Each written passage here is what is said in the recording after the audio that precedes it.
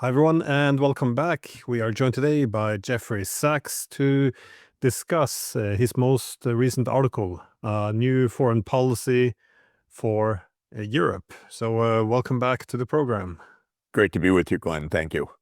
So let me say this is a great topic, as all the foreign policy of Europe appears to be, well, let's say outdated. It's not really adjusted to the new world, and it has indeed run into a brick wall. But I guess a good place to start would be, how do you diagnose the main weakness of Europe's foreign policy?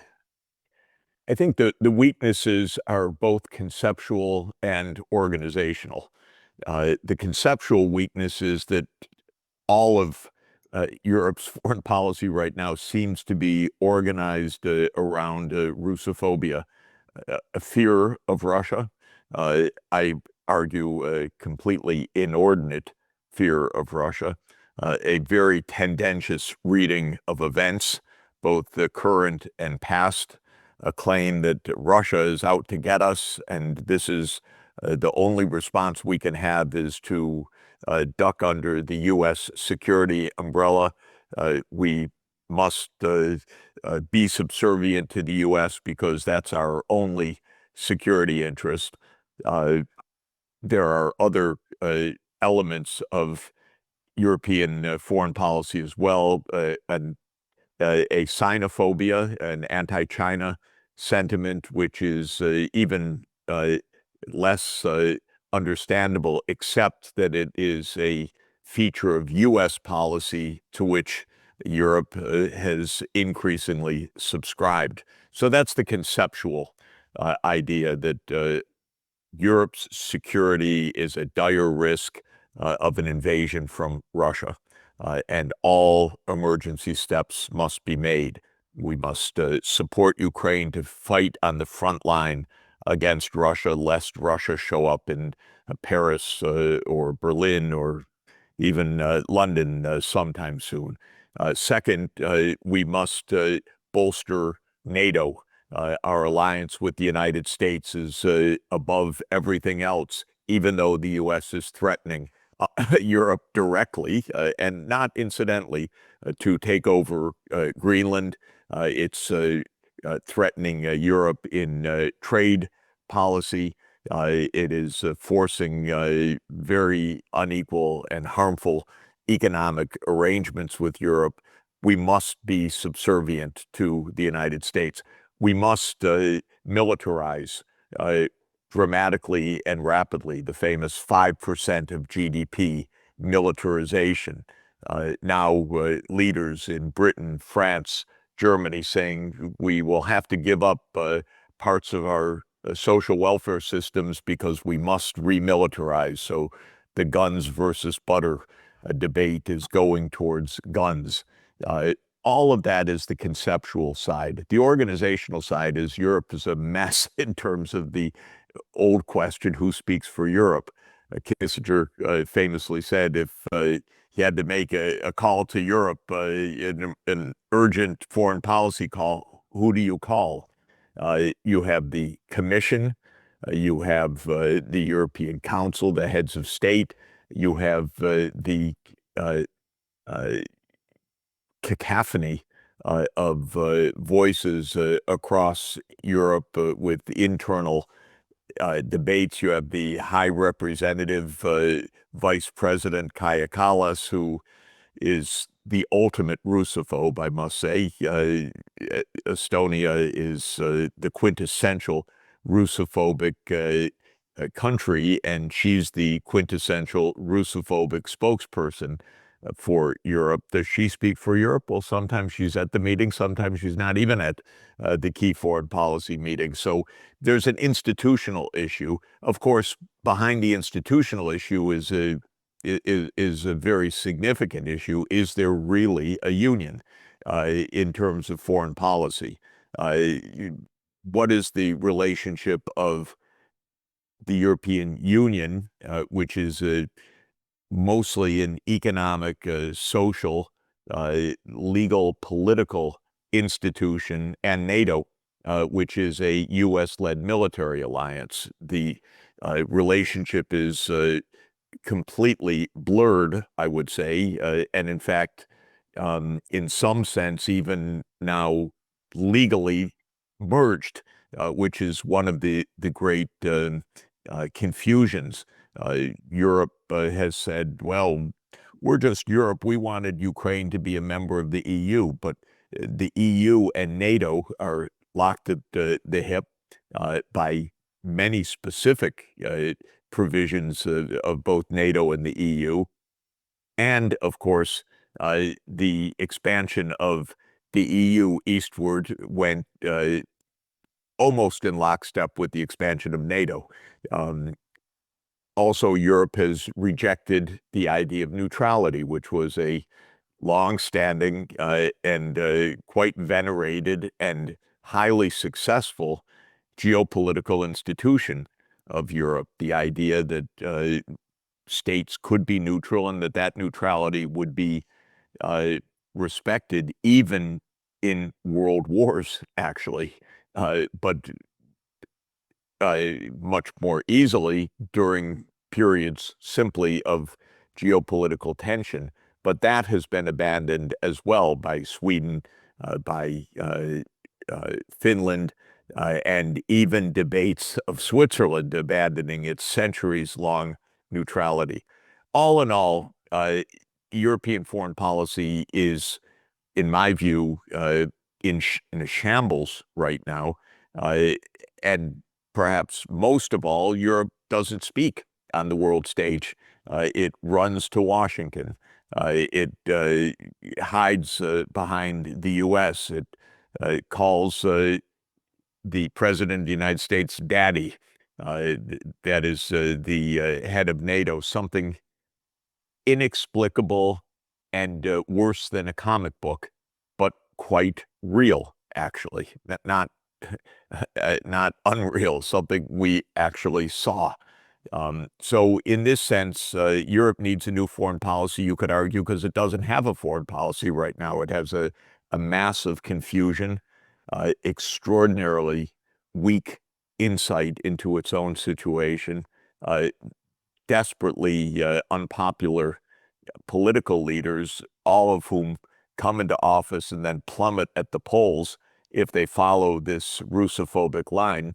And that's where we are, Glenn. So that's the basis of this article, that from a conceptual and institutional point of view, Europe is in a desperately poor geopolitical situation, despite being 450 million people in the European Union alone, in an extraordinarily rich part of the world. But there's no foreign policy that reflects that level of well-being, prosperity, technology, size. So time for a new foreign policy. Yeah, I liked an article. I thought it was reasonable, the focus on Russia in a lot, because in a multipolar world you would assume that the diversification would be necessary, because you don't want to lock yourself too much into only the United States in a multipolar world, given that the US will demand more and be able to offer less, given that it has different priorities now. And this is what the rest of the world appears to be doing, with the exception of Europe. But again, the reason why, I think, is the same reason they call Trump daddy, or accept this vassal status or this terrible trade agreement, is that they say, well, we're in conflict with Russia. We need America. We have to sacrifice everything for this. But you actually meet, or are met with, many of these leaders. Do people like Macron and Starmer recognize Russia's genuine concern for NATO expansion, that this is what motivates its actions, or do they actually believe that Russia is seeking then to invade all of Europe? Well, this is really a good question. The narrative is so tendentious, so comic book in character, so one-sided, that every single event is read as Russia is evil, we are good, Russia is expansionist, territorial, Russia has no security concerns other than to invade us. And this is the actual line that you hear from these leaders. And part of my article is to discuss the history, the actual history, not the tendentious history, even going back to before World War II. Almost every phase of modern history is interpreted in a completely one-sided and false historical manner. For example, and I can take some obviously controversial uh, uh, moments, but the treaty between Hitler's Germany and Stalin's Soviet Union in 1939 that divided Poland, uh, uh, the Molotov-Ribbentrop agreement. This is taken as face value proof that you see the Soviet Union was perfidious and they divided Poland, and that started World War II. The story is completely different and far more interesting, which is that Stalin tried for many years to reach out to Britain and to France to make an alliance against uh, Nazi expansion. And he was rebuffed constantly by the Western powers. So it wasn't that the West was so desperate to fight Hitler. The fact is that in Britain there was a big debate. Who should we fight? Should we fight the Russians? Should we fight Hitler? Maybe Hitler's better because he'll invade the Soviet Union and so forth. And so when Stalin was trying to find an accommodation with the Western powers to actually make an alliance against Hitler's expansionism, completely rebuffed. And then this action of the Molotov-Ribbentrop agreement has a different character. It is a last ditch for the Soviet Union to buy some time against the coming invasion of Hitler. Well, this is how historians understand this, but it's not how any single rhetoric of politics understands this. It's an old event, but it's part of the lore that Russia will come to get us. After World War II, it's similar. Uh, of course, the Soviet Union, and mostly Russia, but Soviet Union, incurred 27 million deaths fighting and defeating Hitler, and its armies swept across Eastern Europe to reach Berlin until the capitulation of Germany in May 1945. The way that the West tells the story is the Soviet Union occupied Eastern Europe in a cruel way, which is true, by the way. I know, and I'm married to a wonderful woman from Eastern Europe who grew up in Soviet-dominated Eastern Europe. It was not a fun place to grow up. But what that story, that narrative, completely neglects is that the Soviet Union under Stalin, under Khrushchev, was trying to find a security arrangement that would not lead to what they feared of World War III, of a remilitarized Germany. And in 1945 in Potsdam, an agreement was reached to demilitarize Germany. And it is the United States and Britain which reneged on that and created the Federal Republic of Germany rather than a reunified, neutral, demilitarized Germany, which is what the Soviet Union was pushing for.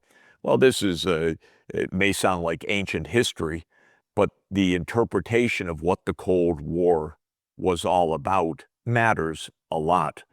And the point is that the Soviet Union had true security concerns. My God, they lost 27 million people to an invasion from Europe, and an invasion that occurred after Western Europe had shown disdain with the idea of having an alliance with the Soviet Union to protect against such an invasion. They wanted Germany demilitarized. So did many U.S. thinkers and leaders. George Kennan, the great statesman after World War II of the United States, the kind of dean of the school of U.S.-Soviet relations, urged all through the 1950s to neutralize Germany. A neutral, demilitarized Germany would end the Cold War. But we went the militaristic way. Well, I came into this story in 1989-90 in a personal level because I was involved with the Soviet leadership and then with the Russian leadership and the Ukrainian leadership. And I absolutely saw with my own eyes how insistent Gorbachev and Yeltsin were to make peace, to demilitarize, to end the Cold War. And we know, despite all of the lies and denial of the U.S. and the European leaders, that there were firm commitments that NATO would not expand eastward when the Soviet Union disbanded the Warsaw Pact. In other words, every bit of history is read in a false and tendentious way to deny any security interests of Russia. Everything is meant to prove that Russia is the villain, the expansionist power, the only one that does things wrong, the pure evil, and so forth. And it's a false narrative. Now, you ask me, do the European leaders believe it? Of course, one doesn't know. I don't know Merz and I don't know Starmer. I do know Macron. He has said to me privately, yes, it's NATO expansion. That's what provoked the war. But publicly, he says the opposite. So I find him not trustworthy and not honest from my own interactions. I'm sorry to say it. It's a harsh thing. Maybe it's an obvious thing to people that, of course, politicians lie. But when you have been told face to face, yes, it's NATO enlargement, you're absolutely right, this is what provoked this, and then the foreign policy is completely the opposite, it's rather unnerving because this is the reason why this war continues. I know other leaders in Europe who also say one thing in public and another thing in private. I prefer not to name them, but I also have that experience.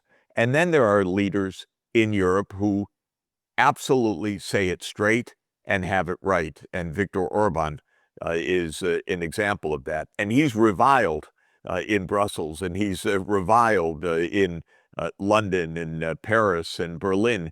But Viktor Orban has told the truth about Russia, Ukraine, and the West all along. He watched the whole thing. He knew the provocations. He knew the dangers of NATO expansion.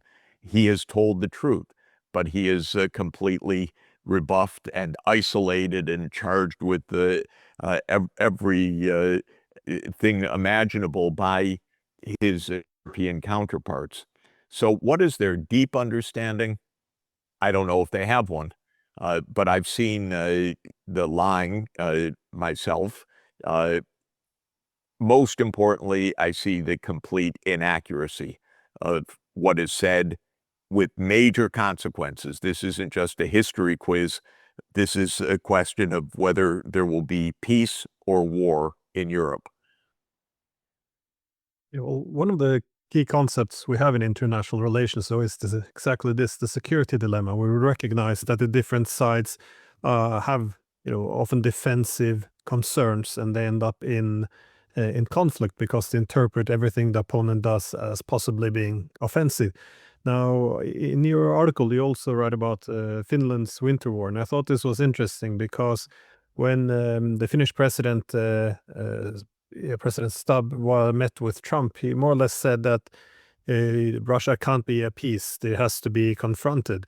And this was kind of the Finnish experience. But as you suggested with the Winter War, this is very different. The Soviet Union, they went after Finland because they feared it would be used by the Soviets, by the Germans to invade Russia. Again, it does make it illegal, or one shouldn't support what the Soviets did, but this was a defensive action, and the way they saw it. And indeed, the Finns did join Hitler in invading the Soviet Union. So it's not, this is my great concern, that all the wrong historical lessons appear to have learned, because the real solution here was neutrality. And once they went with neutrality, they had an incredible peace with the Soviets, and then thereafter with the Russian Federation. But we now see this wrong lesson being applied to others. Now we're talking about China. We should make the same mistake with China, assume that they're peaceful. We have to more or less skip this part and treat them like we're treating Russia. This is just doubling down on wrong narratives and very dangerous policies. This is exactly right, and the Finnish story is an important and fascinating one. Again, Stalin tried diplomatically to find an arrangement with Finland so that the Soviet Union could protect itself against a coming invasion from Hitler, which came, and which came also through Finland and through the Baltic states. So it wasn't crazy, it was imminent. And the Finns said no. They did not enable any kind of security arrangement for the Soviet Union. It's the same story as the rebuff of Stalin by Britain and by France. Of course, this is a painful period in Finnish history, but there's a reason for it. There's an explanation for this. And then when the war ends, Finland becomes neutral. It's called sometimes, Finlandization, meaning that it was subservient to the Soviet Union, but that's actually not the case. It was just neutral so that it would not be a threat militarily as an entry point for NATO or an entry point for a remilitarized Germany to threaten the Soviet Union or Russia once again. And Stubb is either a fool or profoundly, profoundly dishonest. I don't know him, and I don't know which it is. But if he told even a smidgen of the truth, he would be saying exactly the opposite of what he says every day. He would be explaining that since World War II, and whatever one says about the events from 1939 to 1945, and we've just discussed that, Finland had the best run imaginable as a neutral country, not only left alone, let me put it that way, but in addition, Finland became one of the most prosperous, richest countries in the world. And I co-edit every year a report called the World Happiness Report, where we report on survey data on life satisfaction. And Finland went to #1 in the world in happiness, self-reported happiness in the annual Gallup survey. And what Stubb should be saying, if he had a smidgen of insight or honesty, is that neutrality was the best deal imaginable for Finland.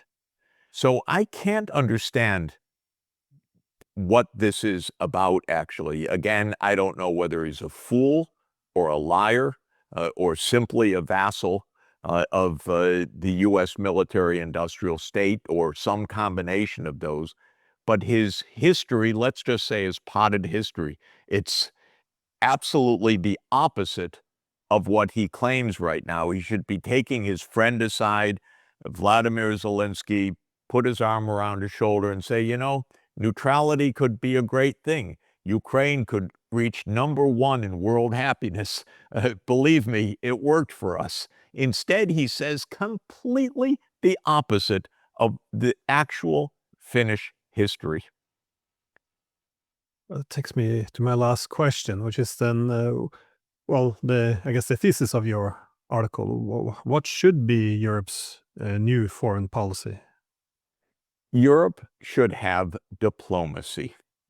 Diplomacy does not mean running to Washington and bending your knee.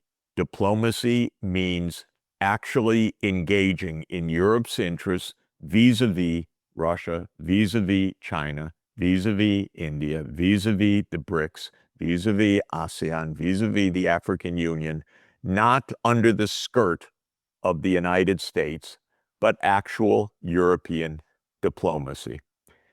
I find it the worst part of the current scene that Europe, in any institutional way, has been unwilling and unable to have direct discussions about these issues with the Russian government.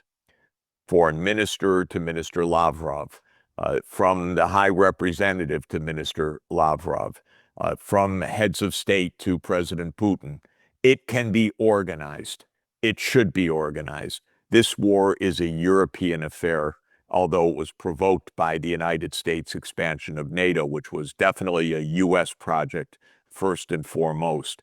But it's Europe that is at stake, and yet Europe thinks diplomacy is to run to Washington. That's not diplomacy. Diplomacy is to meet with the Russian counterparts. Diplomacy is to meet with the Chinese counterparts with some respect and decency and preparation.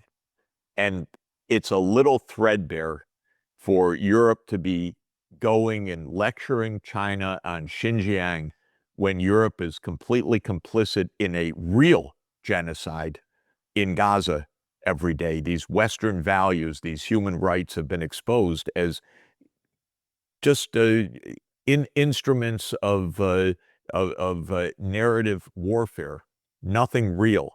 If Europe would get its act together, it would stop being complicit in Israel's genocide, and it would have direct diplomacy with Russia and China, and the diplomacy would be based on the mutual understanding and mutual respect of security interests first and foremost. That is at the core of diplomacy. I agree very much with John Mearsheimer, our friend, on this. At the core first is security, but the way to security is through understanding the security interests of the other side, not denigrating them, minimizing them, ignoring them, misconstruing them. By the way, the security dilemma, which you mentioned, was a concept of my late colleague at Columbia, Robert Jervis, who wrote brilliantly that if you want peace, understand the other side's arguments. If you want to understand the other side's arguments, talk with the other side. This is the first lesson for Europe. Stop running to Washington and stop having your 10,000th meeting with Zelensky and have your first meeting with Minister Lavrov, with President Putin, in a serious way to talk about the mutual security interests, the collective security, or the indivisible security of Europe, because there would be wonderful results from that. We were recently both at the Vatican, and I remember a quote there I forgot by one Christian leader who made the point that peace is not achieved by speaking with your friends, but speaking with your opponents. I think we definitely forgot that in Europe, and again, as much of modern diplomacy was born on this continent, it's a bit shame we forgot about this. Anyways, as always, thank you so much, and I can't recommend enough this article, and I will post a link to it in the Thank you so description. much. So thanks again. We'll be together soon. Thanks a lot. Bye. Bye.